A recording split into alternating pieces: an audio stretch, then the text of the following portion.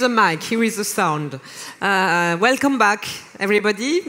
Bienvenue, bon retour à vous après cette petite pause. Nous allons entendre dans quelques instants notre invité, le professeur Mohamed Yunus, qui va nous délivrer une keynote, puis il y aura une séance de questions-réponses avec le public, et ensuite vous pourrez vous rendre aux différents workshops. N'hésitez pas, please don't hesitate to share on social media our initiative.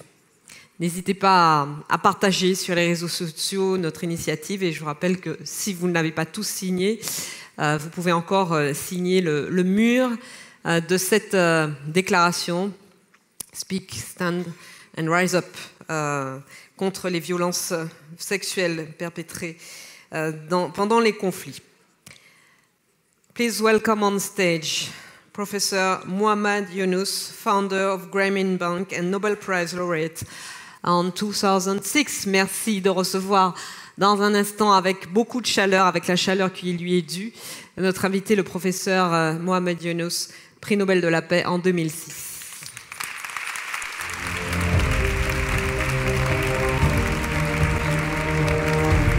You got the world stage for you. Thank you very much. Thank you. Thank you. Good morning.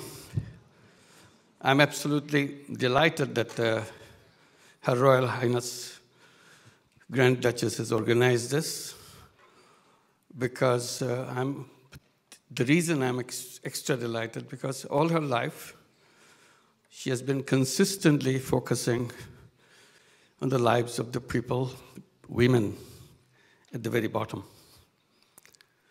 And I've been witness to it because she has made multiple visits to Bangladesh just to see what we have been doing with the poor women in Bangladesh. And how it's amazing to see how this chemistry works. Coming from a royal family, going to the villages of Bangladesh, so they're absolutely downtrodden people and women in their homes, their children, and so on. So this I see over her long years of attention and empathy and her commitment to those who are left out. This is a culmination of bringing it at the global level. And I'm happy that this brings so many important people together to look at these issues. And only I hope that this will not end with a forum. This would be a beginning of a process, a global process, which will consistently take over the issues that we have been raising here. And then it would be meaningful exchange of ideas and thoughts and what we have been doing here. From my side, I accidentally got involved. I was not designing to do something, what I did. But it became a wonderful learning process for me as a person. And whatever we're discussing today, I see them in one way. I have been saying it from my side. It is the asymmetry of power relationship between men and women. It's not just a war situation, victimization, and sexual violence and all this in a particular way. This perpetuates in the entire society all over the world the relationship between men and women. This expression that we are discussing about sexual violence is only one aspect of it. This goes through the entire gamut of relationship between men and women. Because somehow, right from the beginning, in terms of power relationship, men always had the power. Women were left out or had very little. And it created a lot of difficulties for women. War gives you an extreme circumstances, but if you come back to in a peaceful way where societies live, still this perpetrates. We see it every day, domestic violence between men and women, rape between husband and wife. So this is not just something different. Violence in workplaces everywhere. So that's the perspective that I would like to draw attention to, because I got involved in some aspects of this in my work. Like I work in the villages of Bangladesh, and I see women recently returned, being a migrant worker, some other countries, getting pregnant, a rape victim, but she doesn't say that. Women returning home because she was tortured, because she didn't yield to the pressure. So it goes on. And these immigrant workers you'll see everywhere in the world. You see young girls suddenly disappear from village. We don't know where she went. And you see how the trail goes. She has been taken over by somebody who lured her to big jobs, big money, a heaven waiting for her. Ended up in prostitution. And coming back from that prostitution several years later. So it's not war situation or anything. It's just a simple, everyday life. Things happen. Why it happens? Well, that's the issue that we have to address. Otherwise, it becomes a very fragmented view of the relationship and the things that we do around the world. And human trafficking, particularly for sex trade, that's again universal. You look at the movement, how it goes, where they end up. And this is something that you see every day. Our work that I got involved with, again, is a kind of outcome of some circumstances that created in Bangladesh. Bangladesh was a part of Pakistan, many of you remember. We got into trouble, political trouble, which ended in military action by western part of the country, West Pakistan. They controlled the army, so kind of attacked East Pakistan, and as if it's an enemy territory. It was not. It was just the same part of the country. Simply politically, they wanted to have more autonomy, more independence in their everyday political decisions. That ended up in a liberation war. From our side, from Bangladesh side, we wanted to be separate from Pakistan. And it lasted only 9 months. At the end, Bangladesh became an independent country in 1971, December. What happened to this brief period? Many rapes took place, hundreds of thousands of them, all over Bangladesh. Then the children are born out of this victimization. So that's the beginning of our history that we began. An extreme poverty in the country, because the whole country was, not that Bangladesh had much before, but whatever little infrastructure we had, devastated completely. So we literally scratched from the dirt, make our living. At the end of 71, we became independent as a new country with literally nothing.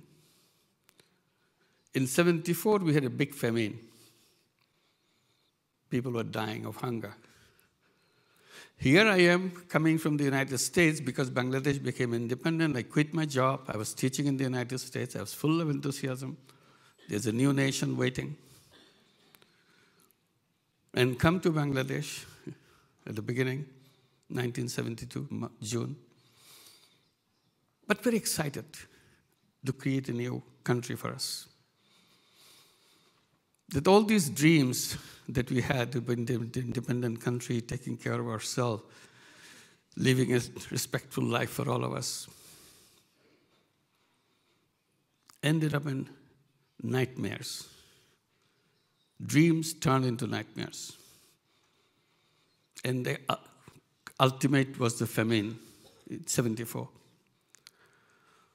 So I got extremely frustrated because dreams have no meaning anymore. All you see is extreme poverty everywhere.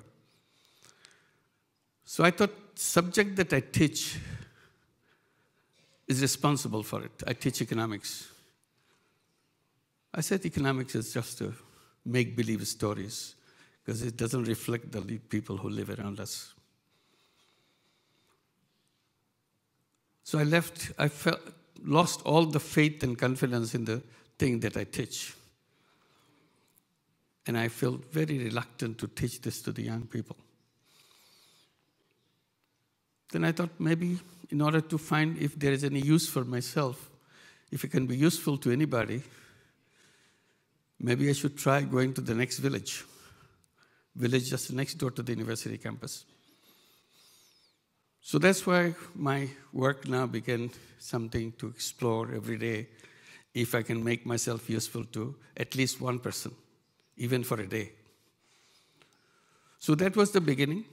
Gradually, I'd see the people, see their daily life, and get to know them personally. And I discovered something very horrible, loan sharking in the village. So what I did, in order to make myself useful, can I protect 1 or 2 or 5 people who are victimized by the loan shark so that they are not victimized? I protect them. How do I do that? The idea came very simple to me. Why don't I lend the money to people? If I lend the money, there will not be any reason for them to go to loan shark. She will be, or he will be protected from loan sharks. So that was the beginning in 1976. And that's what created a whole system today we call microcredit, lending money to poor people. I bring this subject because of my interaction with the women. I decided to make half the borrowers in my little program that I was must be women, because I raised a lot of controversy right from the beginning with the bankers. I said, this is very strange. Banks lend money to only people who already have money. It doesn't make sense to me. Banks should be lending money to people who don't have money. Everybody laughed. Yes.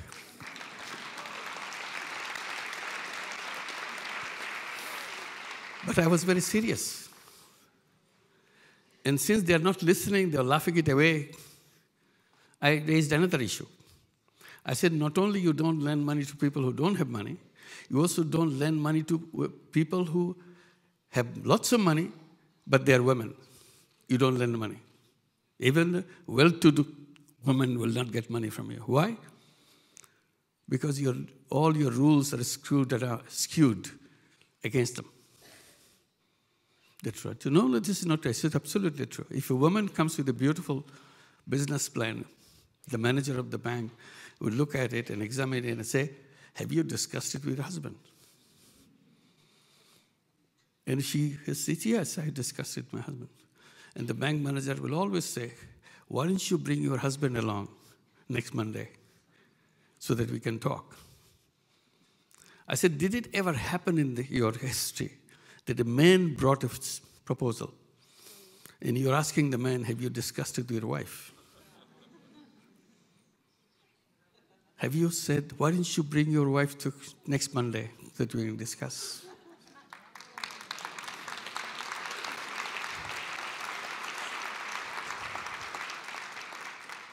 So the institutions that we built, every one of them, very quietly is skewed again. It's very asymmetric between man and woman. So since they dismissed it right away that this is not something you can do because women or poor people cannot borrow money because they have nothing. I said, that's a good reason to lend the money. Say, you can't lend the money because they are not creditworthy. I never heard the word creditworthy before.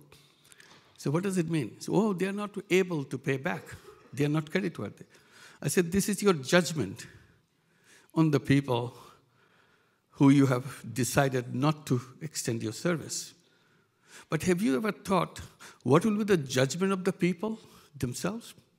I said, what about if they say, you call us not creditworthy, actually you are not people-worthy. That's it. So their judgment is you are not people-worthy, you cannot deal with the people that you are left behind.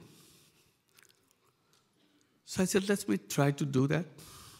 So my struggle with the banking system began, one after another. They were saying, it's a completely useless thing that you're doing. It never works. But I continued. But that's not the part of my story that I want to tell. It's a story with the women. I decided half of them will be women, half the borrowers. I go to the women. I cannot go because I'm a man in Bangladesh at that time. Men cannot go and meet a woman because of religious restrictions. So I take my girl students to send to them, to talk to them. And the common experience from all the students is the moment you talk about lending money, doing something, or borrowing something, they will say, no, no, no, don't give money to me. Give it to my husband. So I said, my God, here I'm trying to do something. They are now telling me to go to the husband. So my students were very frustrated. They said, maybe we should abandon this, because they said they don't know anything what to do. So I thought for a while, and I told them, look, when a woman says, I don't know anything, I'm afraid to touch money. I never touched money in my life. Always remember, this is not her voice. This is the voice of the history which made her. Ever since she was born, she was told by everybody around her in the family, she brought misery to the family, being a girl child.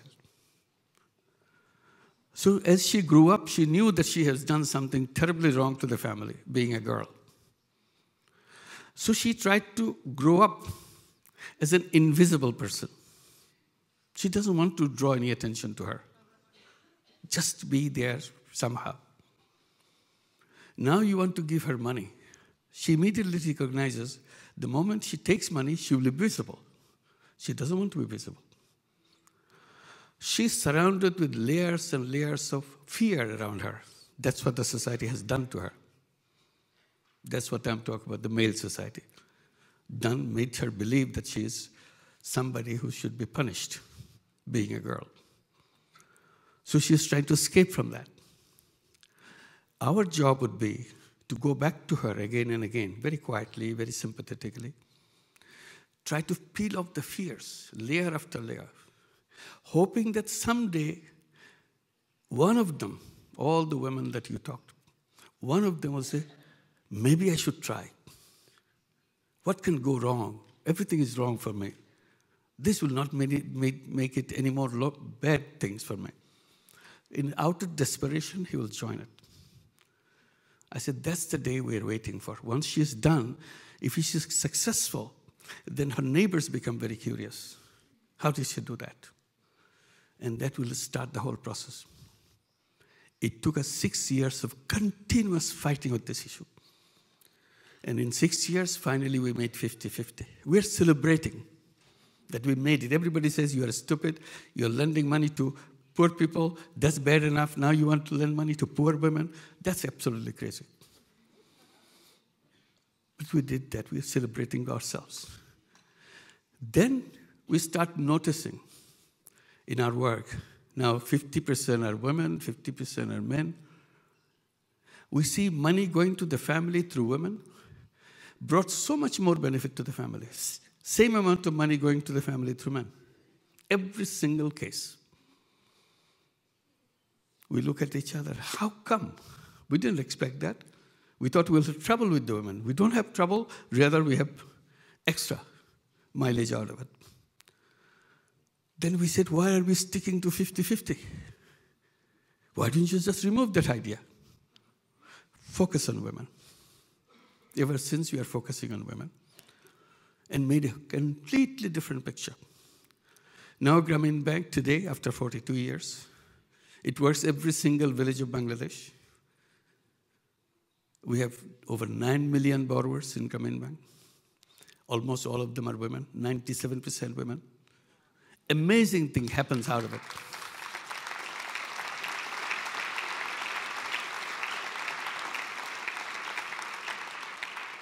The relationship of men and women changed completely within the family. When she began, women's position way down, men's position is way up. With each loan, her position moved up. And the gap between the two gets closer and closer. At one point, they became partners, real partners in business and doing things. Husband listens to her because now she has income coming in. She's the one who has a bank account. The husband still doesn't have a bank account. Amazing thing, we started small savings. We said, even a penny, if you have 1 penny, every week, put this penny in your savings account. It's obligatory to have a savings account in Grameen Bank. They thought 1 penny, okay, we put 1 penny. That penny savings started growing. Each savings become bigger and bigger as their income status becomes higher and higher. Today, they have more money in their savings account than the loan they get from Grameen Bank. We have given over $2.5 billion in loan last year. They have nearly $3 billion in their savings account. That's the transformation. So the relationship completely changes. Some people got interested in doing it in the United States. So we created Grameen America. Started in 2008, setting up a branch in Jackson Heights, New York, in Queens. It came out as a beautiful branch. Everybody wanted to have a branch in their neighborhood. So we have 7 branches in New York City. And other cities became very interested. They said, our poor are worse than New York poor. Why don't you come and help us set up? So we said, okay. We have now 25 branches all over the United States. 7 in New York, 3 in Los Angeles, 2 in San Francisco, and 1 each in Omaha, Nebraska, Charlotte, North Carolina, and so on. In 25 branches, we have over 100,000 borrowers. 100% women, not a single man. They have taken in the 10 years over $1 billion in loan. Startup loan is very rigid. If you start the whole process, your loan cannot exceed $1,500. We thought they will be very unhappy. No, they were very happy because their loan came at $700, $800, $900. $1,500 is way, way up. That's the beginning. And together now they have taken over $1 billion, paid back every penny on dot every week. Within the last 10 years, in every single branch, recovery record of 99% plus. Never failed. Transformation. 60% of these borrowers are undocumented women. Imagine in Trump's world, an undocumented woman being given a loan, in total over $1 billion. It didn't worry us a bit. We continued. We knew that it works. So it's now expanding. The question is, why this relationship is the way it is? Because we created those institutions like banks. Whoever designed that bank didn't have women in their mind. They didn't have poor in their mind. So had people who have money, they get the money. We challenged it. We created an alternative bank. That's why our bank is known as a bank for the poor. And I'm usually referred to as a banker to the poor. That's fine. You need a separate banking institution, financial institutions. So what we do through this bank, we provide other services like insurance. Health is another major issue for women. If you are poor, you are absolutely poor in health. That goes together. There's no healthcare. And then you have the children, then you have the pregnancy, then you have the delivery, you die. That's where your outcome. It's a game that you play, having a child or die. What do? High death rate among them. So we had tried to address it, and the country was trying to address it. Now, maternal death came down. We created a healthcare program to make sure we have safe pregnancies. We brought technology into it. Intel Corporation has created a joint venture with us, another kind of business that we do. And we call this business a social business. Social business is a non-dividend business. It doesn't give you any dividend. You don't take any profit out of that business. So this is a kind of a reaction to the conventional business where it's making money. Making money has created a lot of problem for us. And that leading up to the problem that we create for the poor, but particularly for women. That idea of maximizing profit had created a world of extreme wealth concentration. All the wealth of the world is concentrated in fewer and fewer hands. 99% of the wealth is concentrated in the hands of 1% of the people. So what gets to the rest of the people? 1% of the wealth for the 99% of the population. So it is still, and it's getting worse every day. So we raised this question. Then we said, why business has to be profit maximizing only? Then we tried to identify designers of economics who designed that theories. They interpreted human being in a wrong way. They interpreted human being as someone who is driven by self-interest, meaning selfishness. I said, that's not real human beings are. Real human beings are different, very different than selfish. They are a mixture of selfish and selfless. I'm not saying they are all selfless. They are a mixture. Elements of selfishness, elements of selflessness. But the theory has provided business for selfishness, has not provided a business for selflessness. Once you go through this economics, once you learn these big businesses, you are actually fitted with glasses, with dollar sign. You see the world with dollars. You don't see anything else. I said, that's a very wrong glasses we are wearing. And as a result, we created a very uneven world. And who suffers the most? Women suffers the most. Because these are controlled by men up here. So it's not only the weapon, it's also your position, legal position in the family, legal position in wealth.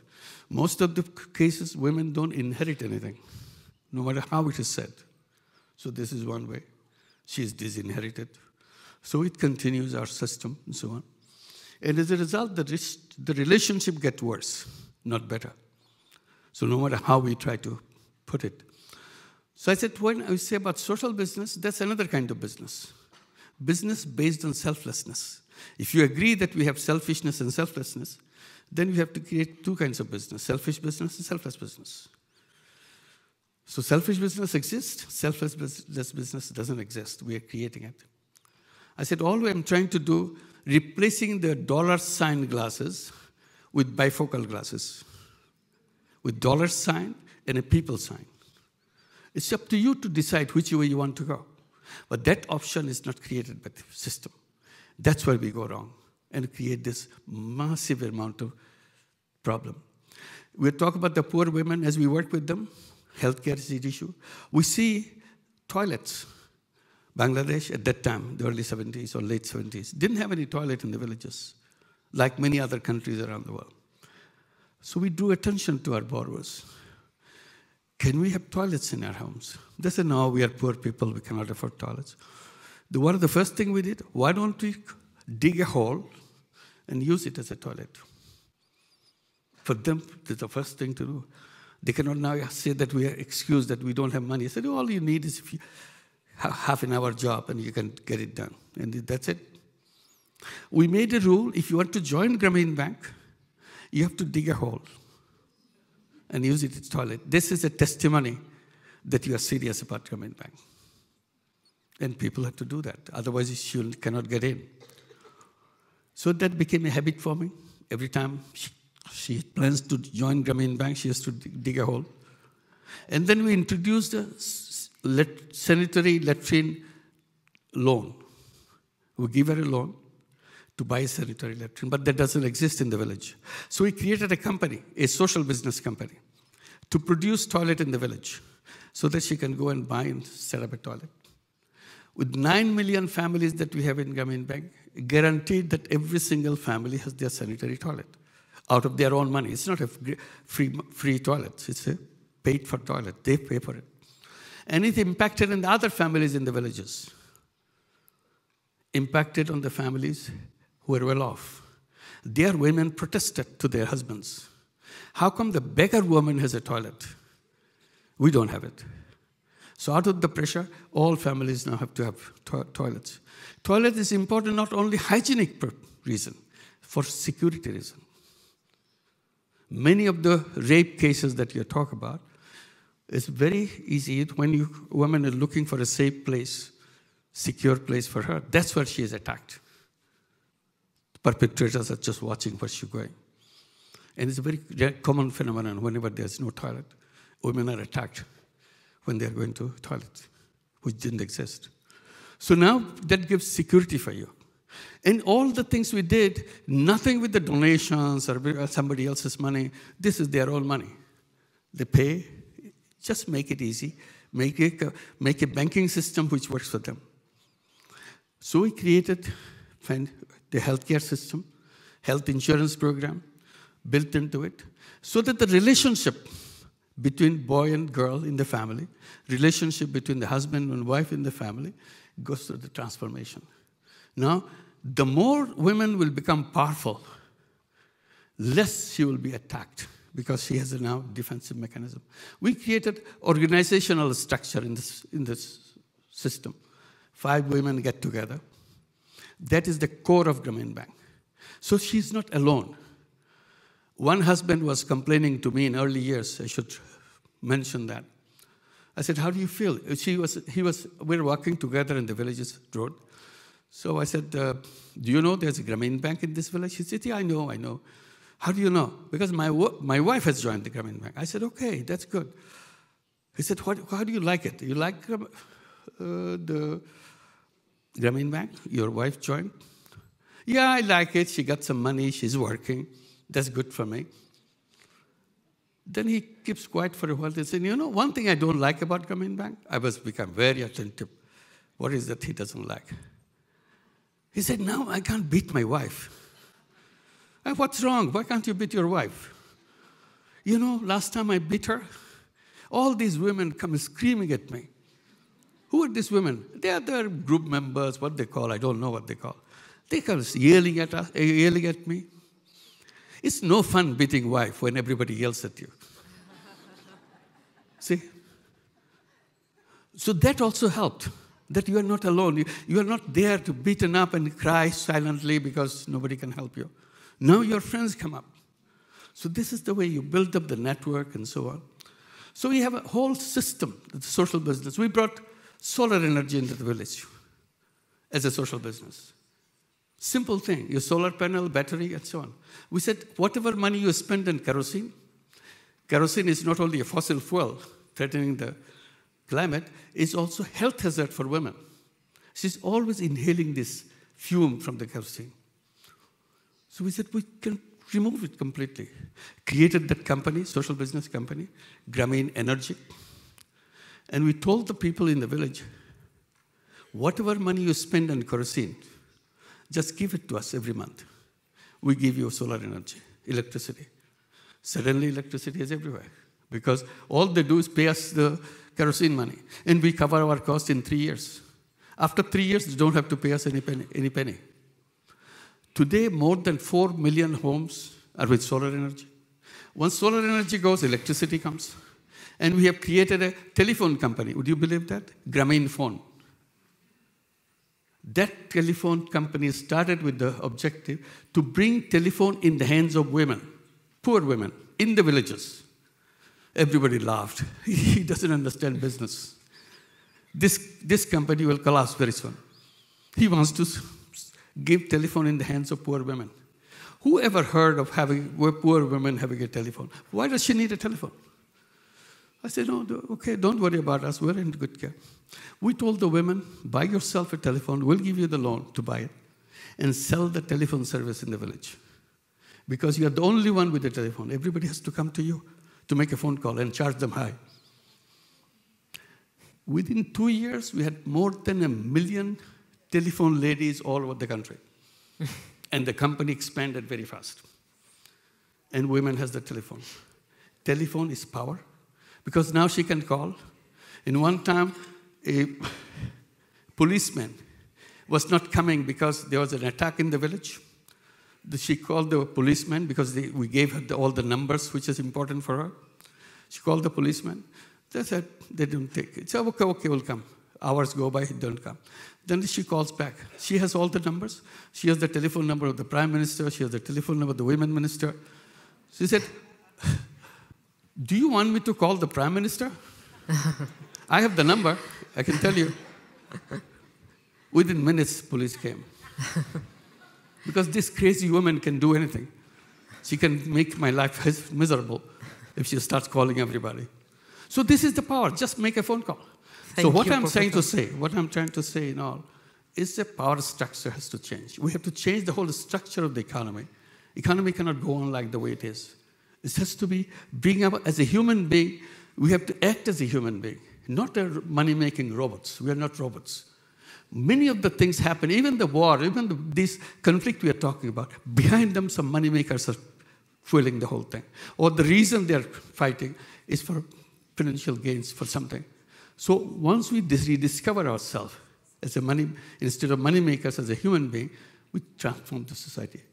Instead of a civilization based on money making, based on greed, if you want to solve this problem, we have to create another kind of civilization. Civilization based on human values and fellow feeling. That's the kind. We can do that. It's not something impossible.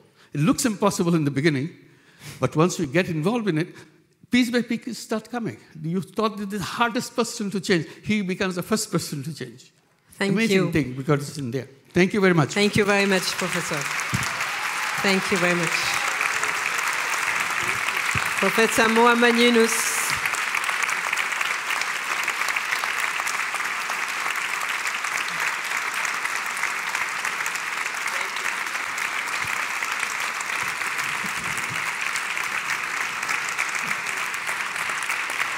Oh, they're standing up. They're standing up for you. It's a standing ovation. Thank you.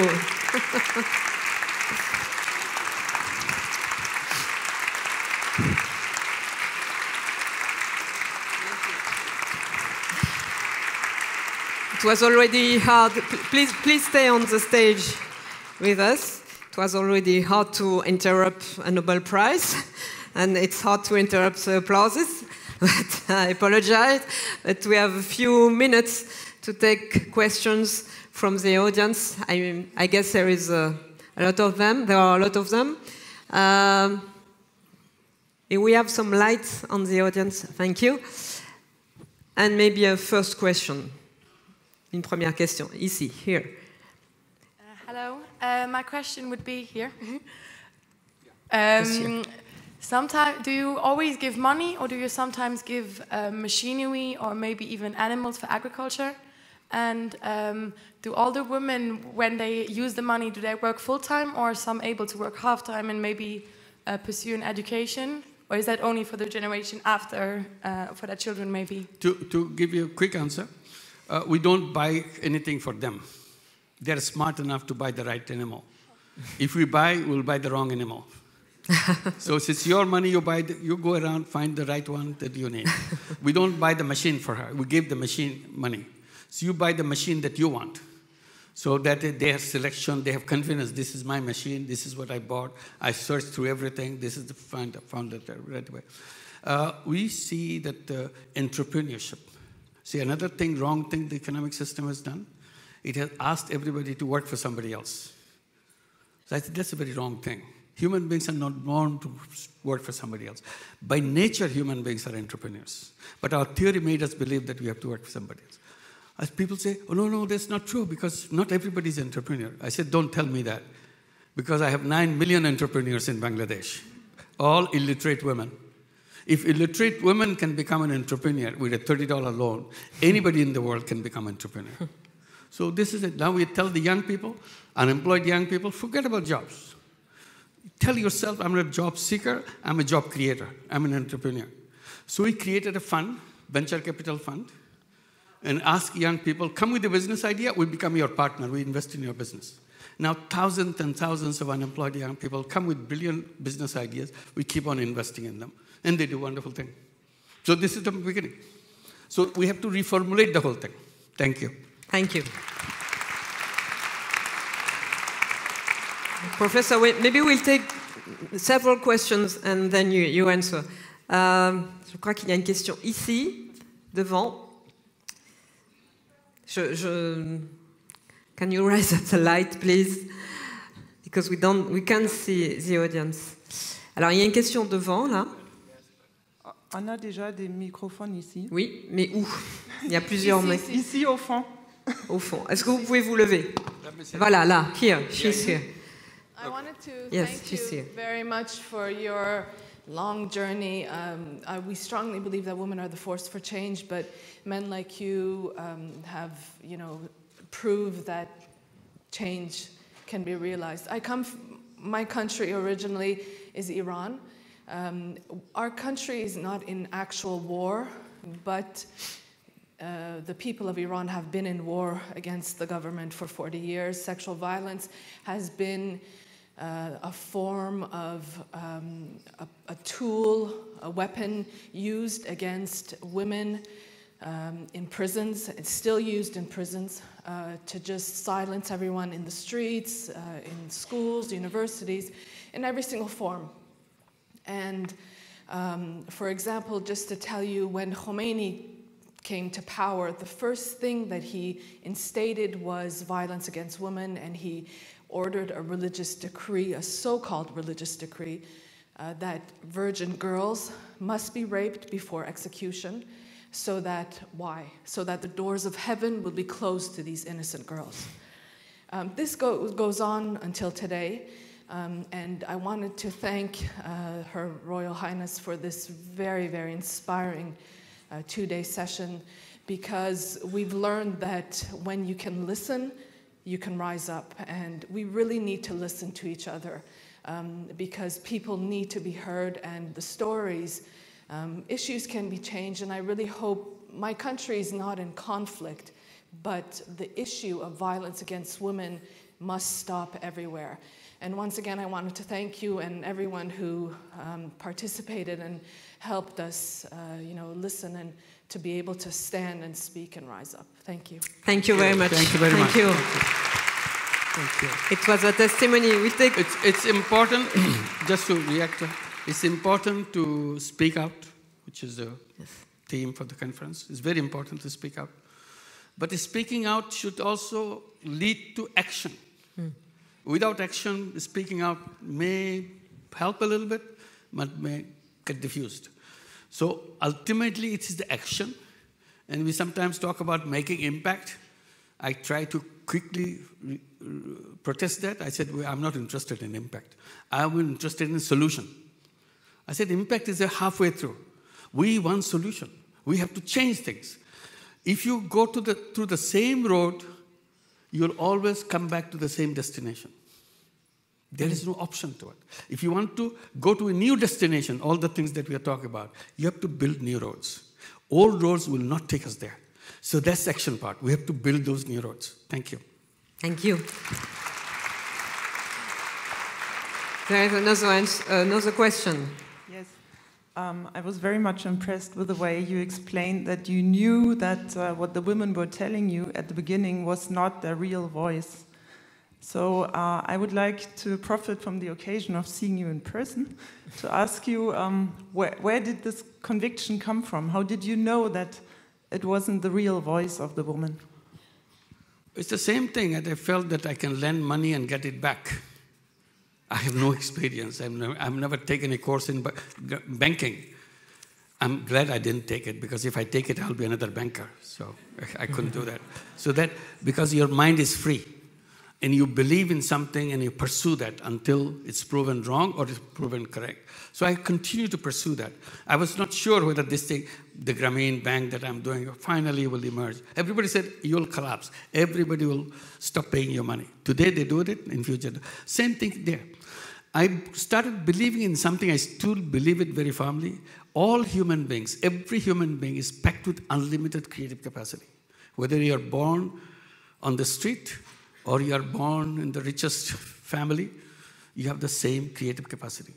Simply, society never gives the chance to the person who is born in the street. That creates all the difficulties for the society. And I gave the example of a bonsai tree. I said, if you take the seed of a tall tree, put it in a flower pot, you'll get this big. I said, poor people are bonsai people. There's nothing wrong with their seed. Simply, society doesn't give the space to grow as tall as everybody else. So this is what I believe, and this is what I pursue. Thank you. Thank you. Okay, a question here. Please. Thank you very much for Yes. for highlighting the obvious misogynistic presence of men all over the world and how they see women. As my question is direct for you, with your successful approach to empower women in your community, in your country, and across, is there, by any chance, any future ideas to bring those projects to Africa? It's all over Africa right now. Very small groups of people doing that. It's all over East Africa, West Africa, everywhere. You name it, there are some microcredit. This is known as microcredit or microfinance. There are associations in every country of microfinance operators. Well, it's not yet in South Sudan, so... South Sudan, maybe. I'm not saying that it's not, but maybe you're not familiar. Maybe there's some NGO doing a small work. But the idea is there. So it's not us doing it. We developed a system which works, and people followed that.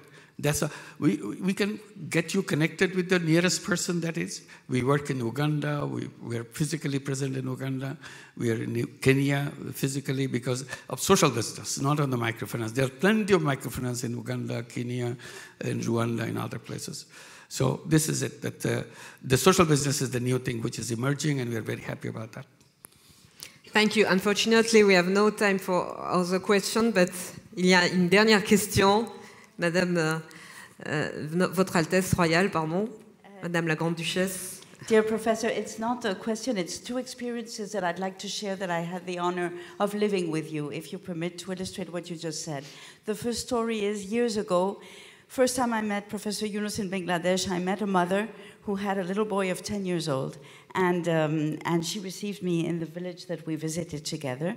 10 years later, I went back to Bangladesh, I went back to the village with Professor Yunus, and this extraordinary young man stood up, spoke in perfect English, and said, I want to thank here Professor Yunus and my mother, because thanks to Professor Yunus, I am today a pilot in the Bangladeshi Airlines.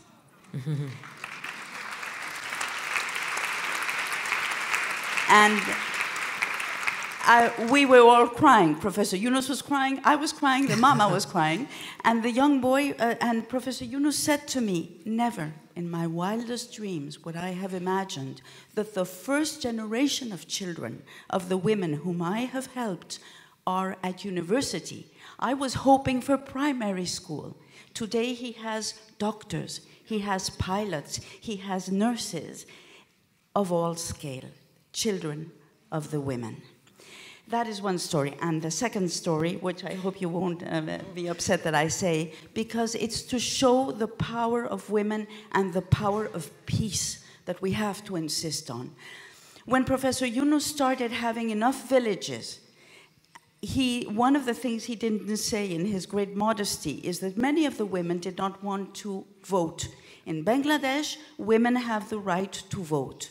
And he had to convince them, because of course, again, they would say, we cannot vote, we have been repudiated by our husbands, we do not have any right to vote. And Professor would say, yes, you can vote. But how do we vote? We usually vote what our husband tells us to vote. No. You vote just like me. I look at people, I hear people, and whoever is most convincing to me is the person that I am going to vote for. Little by little, he convinced the women to go to the voting polls. And the result, the first time that massively the women went to vote, is that in the Bangladeshi parliament, where there were 40 extreme Muslims who were sieging, that number of 40 in one vote came down to 3. Talk about peace. Thank you. Thank you. Thank you, Your Royal Highness. Thank you very much. Thank you, Professor. Thank you very much. Thank you very much. Thanks a lot. I'll let you go and get back your seat. Thank you again.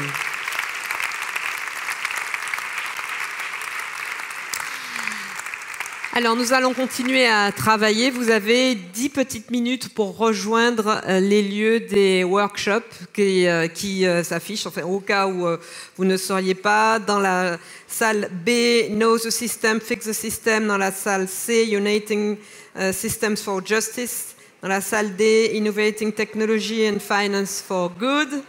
Et dans la salle E, Sexual Violence on Migrants. Dans la salle du restaurant du ministère, Repairing the Harm of Second Violation, et dans la conference room, Healing through Sports. Voilà, vous avez 10 petites minutes pour rejoindre les workshops. Ensuite, nous enchaînons avec le déjeuner, et puis il faut absolument que nous soyons tous de retour avant 15 h pour la restitution des workshops. Bon travail à tous.